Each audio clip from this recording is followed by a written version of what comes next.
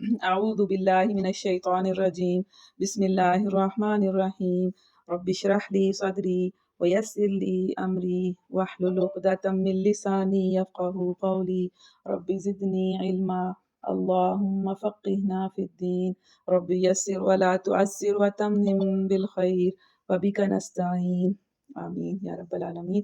آج ہم نے ویسے تو 10واں پارہ سٹارٹ کرنا ہے نا، لیکن سورہ انفال جو ہے وہ ہم نے کل چھوڑ دی تھی، اور وہ سورہ انفال جو ہے وہ دونوں سپاروں میں آتی ہے، 9ویں میں بھی اور 10ویں میں بھی، ٹھیک ہے۔ تو سورہ انفال سے سٹارٹ کرتے ہیں۔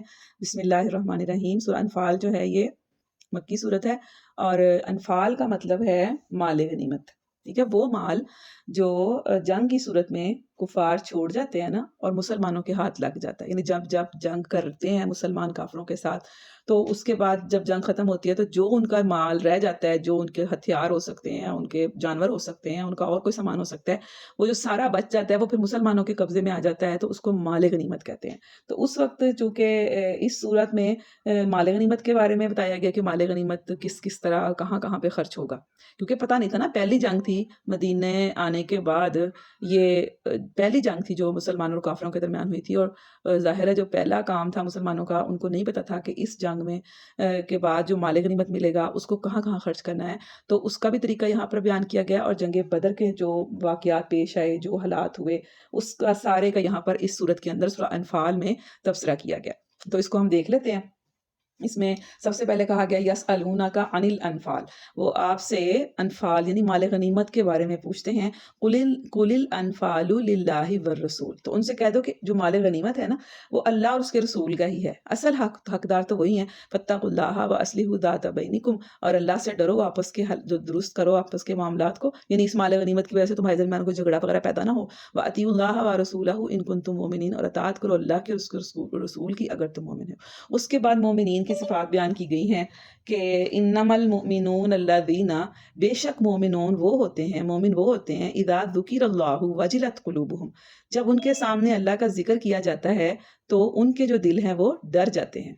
وَإِذَا تُلِيَتْ عَلَيْهِمْ آيَاتُهُ، اور جب پڑھی جاتی ہیں ان کے اوپر، ان کے سامنے اس کی آیات، زَادَتْهُمْ ایمانا، تو ان کا ایمان بڑھ جاتا ہے۔ وَعَلَىٰ رَبِّهِمْ يَتَوَكَّلُونَ، اور وہ اپنے رب پر توکل کرتے ہیں۔ کیا کیا ہوتا ہے جب ان کے سامنے آیات پڑھی جاتی ہیں تو ان کے دل ڈر جاتے ہیں، ٹھیک ہے، ادھر ادھر دھیان نہیں ہوتا ان کا، وہ کھیلوں میں نہیں پڑے رہتے جب قرآن سنتے ہیں یا ان کے سامنے اللہ کی آیات بیان کی جاتی ہیں، بلکہ ان کے دل ڈر جاتے ہیں اور ان کا ایمان بڑھ جاتا ہے۔ آیات سننے کے بعد، قرآن سننے کے بعد، یہ مومنین ہیں جن کا ایمان بڑھتا ہے، ٹھیک ہے۔ ہم اپنا اپنا جائزہ بھی لیں، ہم مومن ہیں یا نہیں۔ وَعَلَىٰ رَبِّهِمْ يَتَوَكَّلُونَ، اور اپنے رب پر وہ بھروسہ کرتے ہیں۔ پھر اس کے بعد الَّذِينَ يُقِيمُونَ الصَّلَاةَ، پھر یہ وہ لوگ ہیں جو نماز قائم کرتے ہیں۔ وَمِمَّا رَزَقْنَاهُمْ يُنْفِقُونَ، اور جو ان کو دیا ہوا ہے اس میں سے وہ خرچ کرتے ہیں۔ اولئک هم المؤمنون حقا، یہ سچے مومن ہیں، ٹھیک ہے، یہ سچے مومنین کی نشانیاں ہیں۔ اور اس کے بعد لہم درجات عند ربہم ومغفرۃ ورزق کریم، ان کے لیے ان کے رب کے پاس بڑے درجے ہیں اور بخشش ہے اور رزق کریم ہے۔ اس کے بعد آگے ہم دیکھتے ہیں کہ جنگ بدر کے مختلف چیزوں کے اوپر آگے تبصرہ کیا جائے، لیکن میں آپ کے سامنے تھوڑا سا جنگ بدر کا رکھ دیتی ہوں کہ مسلمانوں کی جو تعداد تھی نا اس جنگ میں بہت کم تھی، 313 تھے، ٹھیک ہے، بہت تھوڑے تھے، اور ادھر سے جو کفار تھے وہ 1000 سے بھی زیادہ تھے۔ پھر ان کے پاس نہ کوئی گھوڑے تھے، نہ سواریاں تھیں، نہ ہتھیار تھے، بالکل چند چند چیزیں تھیں گنی چنی جن کے ساتھ یہ اللہ تعالیٰ کے حکم پر نکل پڑے تھے۔ اور ادھر سے جو کفار تھے ان کا لشکر بہت بڑا تھا، ان کے پاس سواریاں بھی بہت تھیں، ان کے پاس جنگجو بھی بہت تھے یعنی جنگ کرنے والے، اور ان کے پاس ہتھیار بھی بہت زیادہ تھے، اور ان کو غرور بھی بہت تھا۔ کیوں؟ کیونکہ وہ تو پہلے سے اسٹیبلش تھے، اور یہ تو بیچارے اسٹیبلش ہوئے ہی نہیں، یہ تو ابھی مکہ سے مدینہ گئے ہیں۔ تو آپ کو پتہ ہے جب آپ ایک جگہ سے دوسری جگہ ہجرت کرتے ہیں، بالکل سب کچھ چھوڑ کر آپ چلے جاتے ہیں، ایک پورا ملک آپ نے چھوڑ دیا، دوسرے ملک میں آپ چلے گئے ہیں، آپ کے پاس کوئی ساز و سامان نہیں، ادھر سے آپ کو لوگوں نے اپنے گھر دیے ہوئے ہیں، اپنے حصے دیے ہیں ہر چیز کے، آپ کو مدد کر رہے ہیں آپ کی انصار جو تھے، تو ان کے پاس تو کچھ تھا ہی نہیں، اسٹیبلش تو تھے ہی نہیں بیچارے، لیکن اللہ کا حکم تھا تو انہوں نے جنگ کرنے کے لیے نکل پڑے تھے۔ اور ادھر سے کفار جو تھے وہ تو اسٹیبلش تھے، ان کے پاس تو سب کچھ تھا، وہ تو اپنے ملک میں رہ رہے تھے، ان کے پاس تو مال بے تحاشا تھا، ان کے پاس افراد بے تحاشا تھے، ان کے پاس ہر چیز بے تحاشا تھی، ہتھیار بہت زیادہ تھے، تو ان کو تو غرور بھی بہت تھا کہ فتح تو ہماری ہوگی، یہ بیچارے تو تھوڑے سے ہیں، 313 ہیں، یہ کہاں سے جیت سکتے ہیں ہمارے آگے؟ مطلب آپ دیکھیں نا، ہم خود ایسے سمجھتے ہیں کہ یہ زیادہ لوگ ہیں تو جیتیں گے، یہ کم ہیں یہ تو ہار جائیں گے، یہ تو مغلوب ہو جائیں گے۔ تو اللہ تعالیٰ نے پھر آگے اسی صورت کے اندر مدد کرنے کا طریقہ بتایا ہے آپ نے اس کے اللہ تعالیٰ جب اذ تستغیثون ربکم فاستجاب لکم، جب تم اپنے رب سے دعائیں کر رہے تھے، فریاد کر رہے تھے، تو اس نے تمہاری فریاد کو سن لیا۔ انی مبدکم بألف من الملائکتی، تو اس نے کہا کہ میں تمہاری 1000 فرشتوں سے مدد کروں گا۔ یعنی اللہ تعالیٰ نے جنگ بدر میں فرشتوں سے مدد کی ہے تاکہ تمہارے دل کو اطمینان ہو جائے۔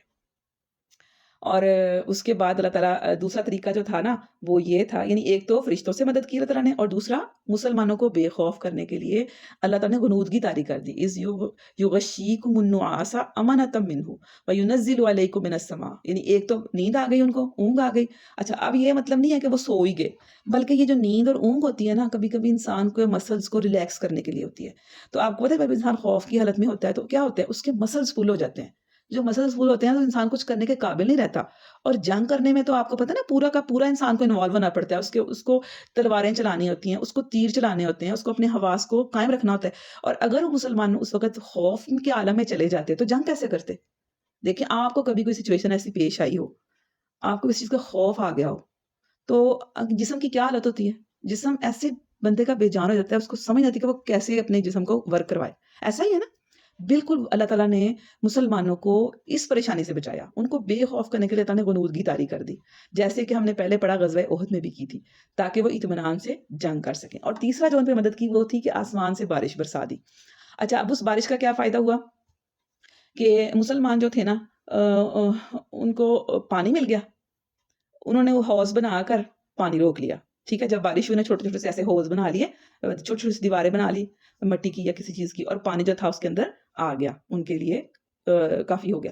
دوسرے پھر انہوں نے کیا کیا کہ مسلمان جو تھے نا وہ اوپر والے حصے میں تھے، تو ادھر ریتلی جگہ تھی، تو بارش کی وجہ سے ریت جم گئی اور زمین مضبوط ہو گئی، یعنی ان کے لیے لڑنا آسان ہو گیا۔ اور جو کفار تھے نا وہ جو تھے نشیبی علاقے میں تھے، نچلے علاقے میں تھے، ٹھیک ہے، تو جب بارش ہوئی تو وہاں پانی جمع ہو گیا اور کیچڑ ہو گیا ان کے لیے، ٹھیک ہے، وہ مٹی والا علاقہ تھا تو وہاں پر ان کے لیے کیچڑ ہو گیا، تو یہ بھی مسلمانوں کے لیے ایک مدد ہو گئی۔ تو اس طرح اللہ تعالیٰ اپنے مسلمانوں کی مدد کرتا ہے۔ اور اس کے بعد جب 10واں پارہ شروع ہوتا ہے تو ہم دیکھتے ہیں کہ اللہ تعالیٰ فرماتے ہیں 10ویں پارے میں شروع میں کہ وَاعْلَمُوا أَنَّمَا غَنِمْتُم مِّن شَيْءٍ فَأَنَّ لِلَّهِ خُمُسَهُ وَلِلرَّسُولِ وَلِذِي الْقُرْبَىٰ وَالْيَتَامَىٰ وَالْمَسَاكِينِ وَابْنِ السَّبِيلِ، کہ جان لو کہ جو مال غنیمت ہے نا بس بے شک اللہ ہی کے لیے ہے، خمسہ اس کا 5واں، وَلِلرَّسُولِ اور رسول کے لیے، یعنی یہ چیزیں ہیں، یہ یہاں پر وہ خرچ ہوگا، رسول کے لیے، قرابت داروں کے لیے، یتیموں اور مسکینوں اور مسافروں کے لیے، ٹھیک ہے، یہ جو 5 مصارف تھے بیان کر دیے گئے مال غنیمت کے۔ اور اس کے بعد ایمان والوں سے کہا جا رہا ہے کہ جب کفار سے مقابلہ ہو جائے تو ثابت قدم رہو اور کثرت سے اللہ کو یاد کرو، اللہ اور رسول کی اطاعت کرو، صبر سے کام لو اور کفار کی طرح اتراتے ہوئے جنگ کے لیے نہ نکلو۔ یعنی مسلمانوں کو ایک طرح سے کچھ نصیحتیں کی جا رہی ہیں کہ جب بھی جنگ ہو جائے نا، تمہیں جنگ کرنی پڑ جائے، تم پر جنگ مسلط کر دی جائے، ایسے حالات پیدا ہو جائیں کہ تمہیں جنگ کرنی پڑے، تو کیا کرو؟ ثابت قدم رہو، پھر ڈرنا نہیں ہے، پھر گھبرانا نہیں ہے، یہ نہیں کہنا کہ پتہ نہیں میں مر جاؤں گا، مجھے موت آ جائے گی، مجھے کوئی تکلیف آ جائے گی۔ اور اس کے بعد اللہ کو کثرت سے یاد کرو، یعنی پھر اس میں اللہ کو یاد کرنا ہے، یہ نہیں ہے کہ پھر آپ اللہ کو بھول ہی جائیں، بلکہ اللہ کو یاد کرو، کیونکہ مدد تو اللہ نہیں کرنی ہے۔ اور اس کے بعد تیسرا، اللہ اور اس کے رسول کی اطاعت کرو، اپنی مرضی نہیں چلانی ہے، اللہ اور اس کے رسول کی اطاعت کے مطابق سارے کام کرو۔ اور اس کے بعد صبر سے کام، دیکھیں صبر جنگ میں سب سے زیادہ ضروری ہوتا ہے، کیونکہ سب سے زیادہ تکلیف والی یہ حالت ہوتی ہے جب انسان جنگ کی حالت میں ہوتا ہے۔ دیکھیں اس وقت ہم دیکھیں فلسطین کے جو حالات ہیں اس وقت ہوئے ہیں، تو کتنا وہ صبر کر رہے ہیں۔ اس کے بعد کفار کی طرح اتراتے ہوئے جنگ کے لیے نہ نکلو، یعنی اگر تمہارے پاس مال بھی بہت زیادہ ہے، اسلحہ بہت زیادہ ہے، افراد بہت ہیں لڑنے والے، لیکن تم پھر کیا کرو؟ فخر و غرور میں نہ پڑ جاؤ، یہ نہ ہو کہ تم لوگ اترانے لگ جاؤ، غرور کرنے لگ جاؤ، بلکہ عاجزی ہی اختیار کرو۔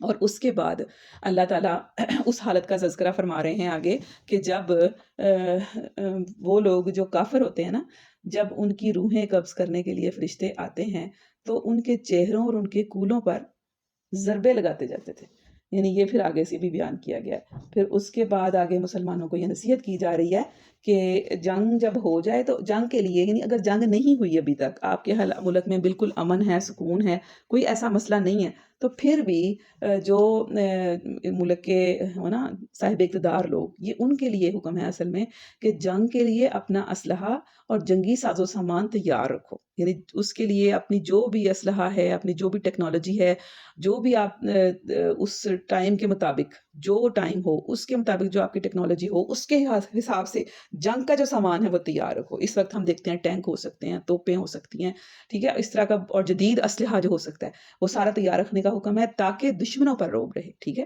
دشمنوں کو پتا ہو کہ یہ کنگلے نہیں ہیں، اگر ہم ان کی طرف میلی آنکھ کر کے بھی دیکھیں گے تو یہ ہم سے آگے ماریں گے، ہمیں مزہ چکھا دیں گے.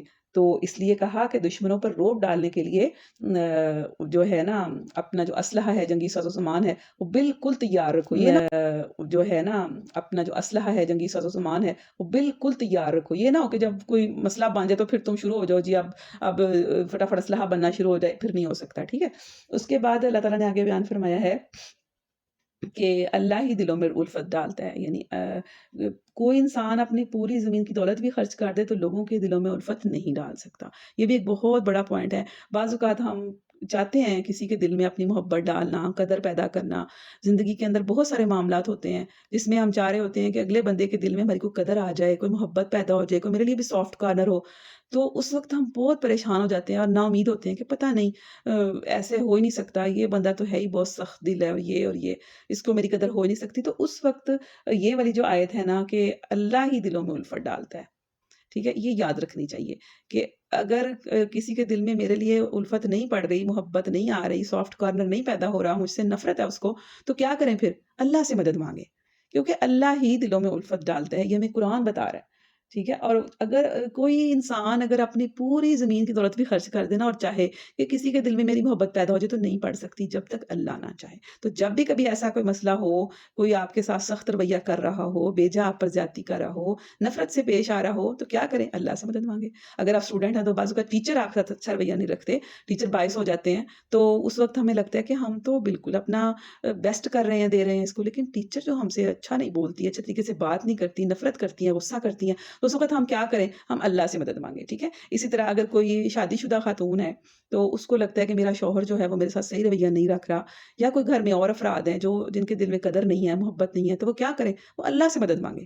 نا امید بالکل بھی نہ ہو، اور نہ ہی کچھ ایسے طریقے اختیار کریں جو آج کل چلے ہوئے ہیں، جیسے جادو کرنا اور عجیب عجیب سے. یہ بالکل ناجائز ہیں. کوئی بھی نہیں محبت ڈال سکتا کسی کے دل میں، اللہ ہی ڈال سکتا ہے. یہ بات آپ یاد رکھیں. اس کے بعد سچے مومنوں کے بارے میں بتایا جا رہا ہے کہ سچے مومن وہ ہیں جو ایمان لائے ہیں اور اس کے بعد جب ہجرت کرنے کا موقع آیا ہے اللہ کی خاطر انہوں نے اپنا گھر بار بھی چھوڑ دیا ہے، اور جب جنگ کرنے کا موقع آیا ہے یا جہاد کا تو انہوں نے جدوجہد بھی کی ہے اور جہاد بھی کیا ہے. اس کے بعد سورہ بقرہ سٹارٹ ہوتی ہے. ہاں جی، سورہ توبہ ہے اب ہم پڑھیں گے. تو جو سورہ توبہ ہے وہ اس کا جو آغاز ہوتا ہے نا وہ بسم اللہ کے بغیر اس کا آغاز ہوتا ہے.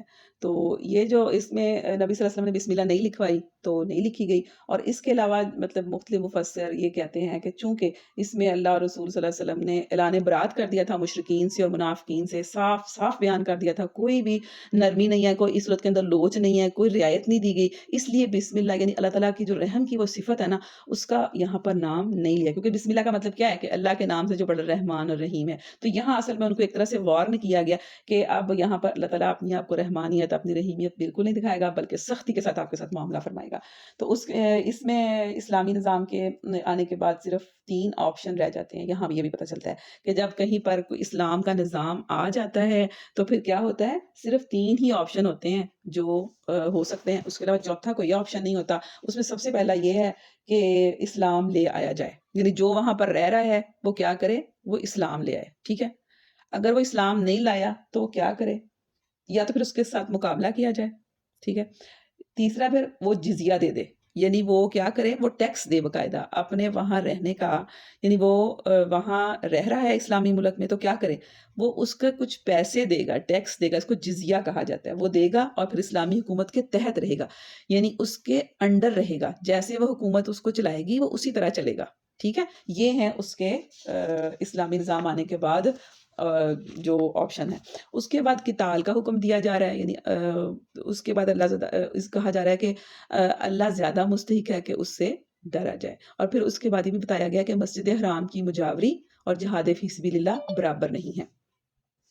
یعنی کچھ لوگ سمجھتے تھے نا کہ مسجد حرام کو جو سنبھال رہے ہیں، ان کا جو خیال رکھ رہے ہیں، ان کی جو مینجمنٹ ہے وہ اور جہاد فی سبیل اللہ برابر ہے. تو اللہ تعالیٰ کہتے ہیں کہ برابر نہیں ہے. جہاد فی سبیل اللہ یعنی اللہ کی راہ میں جہاد کرنا اپنی مال کے ساتھ، اپنی جان کے ساتھ، وہ اس کے برابر نہیں ہو سکتا. وہ بہت اعلیٰ پائے کا کام ہے. یعنی جہاد کرنا، اللہ کے دین کو غالب کرنے کے لیے کوشش کرنا، اپنی جان بھی لگا دینا، اپنا مال بھی لگا دینا، وہ مسجد حرام کو کی مجاوری سے بہت اونچے درجے کا کام ہے. پھر اس کے بعد آگے جا کر غزوہ حنین کا تذکرہ ہے. اچھا، غزوہ حنین میں ہوا یہ تھا کہ مسلمان جو تھے نا وہ زیادہ تعداد میں تھے، ان کے پاس اسلحہ بھی تھا، اور اس وقت ان کو کیا ہوا تھا، ان کو غرور آ گیا مسلمانوں کو. انہوں نے سمجھا بھی ہمارے پاس تو اب طاقت اتنی زیادہ ہو گئی، ہمیں تو کوئی ہرا سکتا ہی نہیں، ہمیں تو کوئی شکست دے سکتا ہی نہیں.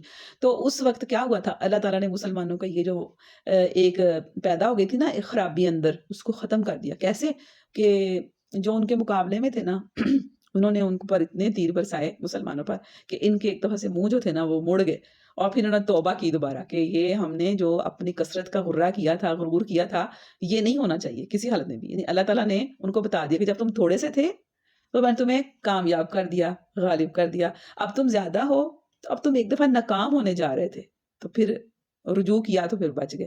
تو اللہ تعالیٰ نے بتا دیا کہ اصل میں غلبہ کس کی وجہ سے آتا ہے، انسانوں کی اپنی کوئی اس میں کمال نہیں ہوتا، یہ اللہ کا کمال ہے. جیسے ہم نے پہلے بھی پڑھا تھا نا کہ تھوڑے، کبھی کبھی کئی دفعہ ایسا ہوا کہ تھوڑے لوگ بہت زیادہ پر غالب آ گئے. تو یہ اللہ کی مدد اگر تھوڑے لوگوں کے ساتھ ہوتی ہے نا تو وہ غالب آ جاتے ہیں. لیکن ہم نہیں نا سمجھتے، ہم سمجھتے ہیں کہ جو زیادہ ہیں شاید وہی غالب آئیں گے. یہی اس وقت مسلمانوں کے دل میں آ گیا تو اللہ تعالیٰ نے اسی وقت ان کے دل سے نکال دیا. پھر اس کے بعد آگے بیان کیا جا رہا ہے کہ ہدایت اور دین حق غالب ہونے کے لیے ہے. یعنی انفرادی زندگی ہو یا پوری اجتماعی زندگی پر یہی نظام غالب ہوگا. پھر اس کے بعد آگے غزوہ تبوک کی تیاری کے زمانے میں نازل ہونے والی آیات ہیں کہ کیا تم نے آخرت کے مقابلے میں دنیا کی زندگی کو پسند کر لیا ہے. اور غزوہ تبوک جب ہوا تھا نا تو اس وقت جو فصلیں جو تھیں نا وہ پکی ہوئی تھیں اور گرمی شدید تھی. یعنی آزمائشیں تھیں نا، ایک تو گرمی کی آزمائش تھی، دوسرا فصلیں بالکل تیار تھیں، یعنی کاٹنے والی فصل ہوئی ہوئی تھی. تو اس زمانے میں غزوہ تبوک کی جو تیاری تھی نا، اور یہ بہت بڑا غزوہ تھا، اس کی تیاری بہت زیادہ تھی، مال بہت چاہیے تھا، سفر کے لیے سواریاں بہت چاہیے تھیں، افراد بہت چاہیے تھے. تو یہ بڑا ایک بہت بڑی آزمائش بن گئی تھی منافقین کے لیے بھی، اور جو کچے پکے مسلمان تھے ان کے لیے بھی. پھر اس کے بعد اللہ تعالیٰ اپنی نبی کی مدد کا واقعہ یاد دلا رہا ہے کہ جب وہ مکہ سے مدینہ ہجرت کر رہے تھے نا تو انہوں نے غار میں پناہ لی تھی. تو غار میں ان کے ساتھ کون تھے، حضرت بکر صدیق تھے. تو اس وقت اللہ تعالیٰ کہتے ہیں کہ اللہ تعالیٰ نے ان کے دل پر سکون قلب اتارا اور ایسے لشکروں سے مدد کی جو ان کو نظر نہیں آتے تھے، کیونکہ وہ چھپ گئے تھے. تو آپ کو واقعہ یاد ہوگا کہ جب مکڑی نے جالا بن دیا تھا اور کفار آئے، وہ ڈھونڈتے رہے تو وہ نہیں پا سکے ان کو. تو یہ اللہ کی مدد ہی تھی. اس کے بعد آگے دیکھتے ہیں ہم کہ اللہ کی راہ میں نکلنے کا حکم دیا جا رہا ہے کہ انفروا خفافا وثقالا وجاہدوا باموالکم وانفسکم فی سبیل اللہ، کہ اللہ کی راہ میں نکلو خوشی سے یا مشکل سے، تنگ دستی سے یا خوشحالی. یعنی آپ کو جب حکم دیا گیا نا، اللہ کا حکم آ گیا اور اس کے رسول کا کہ اب نکلنا ہے، جنگ کرنی ہے، تو پھر آپ نے یہ نہیں کہنا کہ میرا دل نہیں کر رہا، یا میرے حالات خراب ہیں، یا مجھے مشکل بہت ہے، یا پیچھے سے میرے بچے چھوٹے ہیں، یا میری فصل پکی ہوئی ہے، یا مجھے فلاں مسئلہ ہے یا فلاں مسئلہ ہے. اس وقت ہر حال میں نکلنا ہی نکلنا ہے. تو یہ بتایا جا رہا ہے. اس کے بعد آگے اس جنگ کے بارے میں جب جانے کے لیے لوگوں کو ہاتھ، جنگ میں جانے سے بچنے کے لیے نا جو منافقین تھے نا انہوں نے رخصتیں مانگنی شروع کر دی. کہ منافقین کہتے تھے جی ہمارے ساتھ تو یہ مسئلہ ہے، میں تو نہیں جا سکتا، نبی صلی اللہ علیہ وسلم یا نبی ہمیں رخصت دے دیجئے، ہمیں چھٹی دے دیجئے، ہم نہیں جا سکتے، ہمیں بس نا کسی طریقے سے ہماری جان چھوٹ جائے کہ ہمیں جنگ میں نہ ہی جانا پڑے. تو اللہ تعالیٰ نے آگے بیان کیا ہے کہ منافقین کے جو مال ہیں وہ بھی قبول نہیں ہوں گے، کیونکہ ان کے دل میں کفر چھپا ہے. یعنی اگر وہ مال دے دیتے ہیں نا کہ چلو ہماری جان چھوٹ جائے، اور ہم مال دے دیں گے تو جان جو ہے نا ہماری چھوٹ جائے، تو فرمایا جا رہا ہے کہ جو منافقین ہیں نا ان کے مال بھی قبول نہیں کیے جائیں گے، کیونکہ ان کے دل میں کفر ہے. وہ اگر دے بھی دیتے ہیں مال تو کوئی فائدہ نہیں ہے، کیونکہ مال بھی اسی کا قابل قبول ہے جس کا ایمان مضبوط ہے، جس کا ایمان پکا ہے. جس کا ایمان ہی نہیں ہے وہ صرف اس لیے مال دے رہا ہے کہ میری جان بچ جائے، تو اس کا مال بھی قبول نہیں کیا جائے گا. اور اسی غزوہ تبوک کا ہی واقعہ ہے نا، جب ایک تھے مسلمان تھے، انہوں نے پوری رات ایک یہودی کی مزدوری کی تھی، اور اس کے بعد وہ ایک مٹھی بھر کھجوریں تھیں، وہ لا کے نبی صلی اللہ علیہ وسلم کو دی کہ یا نبی صلی اللہ علیہ وسلم یہ میں کھجوریں لے کے آیا ہوں، کیونکہ نبی صلی اللہ علیہ وسلم فرمایا تھا کہ مال بھی لے کے آؤ، جتنا مال لا سکتے ہو لاؤ. تو پھر وہ مال لے کے آئے، وہ کھجوریں لائے، تو نبی صلی اللہ علیہ وسلم نے پورے مال کے اوپر وہ پھیلا دی اور کہا کہ یہ سارے مال سے زیادہ قیمتی ہیں، یہ اس کا اجر بھی زیادہ ہے، کیونکہ یہ انہوں نے اتنی زیادہ مزدوری اور خلوصی نیت کے ساتھ دی ہیں. تو اللہ تعالیٰ کو بہت زیادہ چیزوں کی نہیں ہوتی ہے. اللہ اصل میں انسان کی نیت دیکھتے ہیں، اس کا کام دیکھتے ہیں پیچھے. ظاہری طور پر تو ہم دیکھتے ہیں نا کہ واہ بھائی واہ اتنا مال دے دیا، اتنا اس نے یہ کر دیا، بڑی بڑی چیزوں کو نا بڑی ویلیو دیتے ہیں. لیکن اللہ کس کو ویلیو دیتے ہیں؟ اللہ نیتوں کو ویلیو دیتے ہیں کہ نیت کیا ہے اس کی. اگر تو صحیح نیت کے ساتھ تھوڑا سا بھی کام کیا ہو نا تو وہ اللہ تعالیٰ اس کو اتنا بڑا چڑھا دیتے ہیں اس کے اجر کو. اور اگر نیت صحیح نہ ہو تو بڑے بڑے کام بھی کر لیے جائیں نا، محل بھی بنا دیے جائیں اللہ کے نام پہ، تو وہ کوئی قابل قبول نہیں ہوتے. پھر اسی جنگ میں ہی حضرت ابو بکر صدیق جو تھے وہ پورا ہی سامان لے کر آ گئے تھے، ہے نا، بتایا نا آپ کو، یہ وہی جنگ تھی.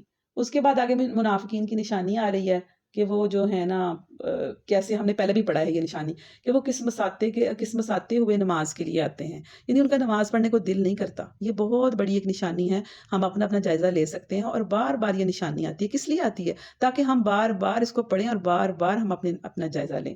کس مساتے ہوئے نماز کے لیے آتے ہیں، اور دوسرا کیا، خرچ کرتے ہیں تو بات لینا خواستہ، یعنی ان کا خرچ کرنے کو بھی دل نہیں کرتا اللہ کی راہ میں، صرف وہ زبردستی کا سمجھے کرتے ہیں کہ اب کیا کریں، کرنا پڑے گا. پھر اس کے بعد آگے فرمایا جا رہا ہے کہ جو جنگ کے لیے نہیں نکلے کہ گرمی بہت ہے، تو ان کو بتایا جا رہا ہے کہ کیا جہنم کی گرمی جو ہے وہ اس سے کم ہوگی؟ وہ برداشت کر لو گے آپ؟ جہنم کی گرمی تو اس سے بھی زیادہ ہوگی. دنیا کی تو گرمی کچھ ہے ہی نہیں ہے، اور جہنم کی گرمی تو دنیا کی گرمی سے 70 گنا زیادہ ہے. تو یہ بھی آگے بتایا جا رہا ہے. اور اس کے بعد آگے سورہ توبہ کے اندر اور بہت سی چیزیں بھی ہیں جو انشاءاللہ ہم کل 11ویں سپارے میں پڑھیں گے. تو اللہ تعالیٰ ہمیں جو ہم نے پڑھا ہے، اللہ تعالیٰ ہمیں عمل کرنے کی توفیق دے اور ہمیں سچے مومن بنائے. اللہ کرے کہ ہمارے دلوں سے منافقت نکل جائے اور ہم سچے مومن بن جائیں، اور قرآن کی محبت اللہ ہمیں دے دے، اور نمازوں کو اللہ کرے کہ ہم نمازیں خشوع و خضوع سے پڑھنے والے ہوں، پوری خشوع کے ساتھ، دل کی حضوری کے ساتھ اور شوق کے ساتھ پڑھنے والے ہوں. آمین یا رب العالمین. وآخر دعوانا ان الحمد للہ رب العالمین.